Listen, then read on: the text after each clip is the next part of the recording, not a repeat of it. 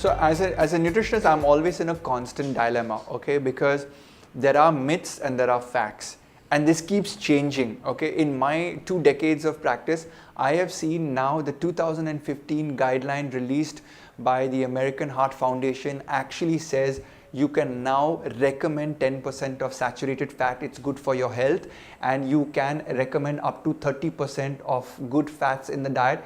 Low fat is no longer the term, fat is good.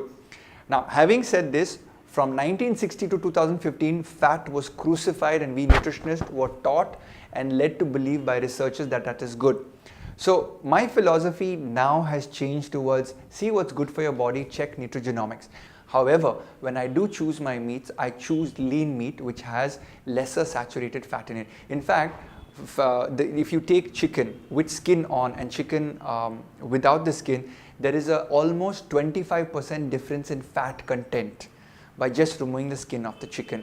So chicken is a white meat, but red meat comes from your mutton, your lamb, your pork. So basically you can have red meat provided you're observing your cholesterol and your triglycerides. If you have a blood chemistry issue, then I would limit your red meats. However, if you have a hemoglobin issue, then the heme, which will improve your hemoglobin, is also found in red meats. So that helps a better blood chemistry. Finally, when you do red meats, I would prefer stuff that is grilled rather than fried, because that will lower the fat content. Again, red meat has got very high protein content, and so if you're a fitness warrior, you're looking to add on muscle and you're a non-vegetarian, then you need not avoid red meat for health reasons unless specified in your blood test or in your genes. There is also one word of caution on red meat. If you are prone to cancer in your family, there is research done saying that people on a vegetarian diet are less prone to cancer markers.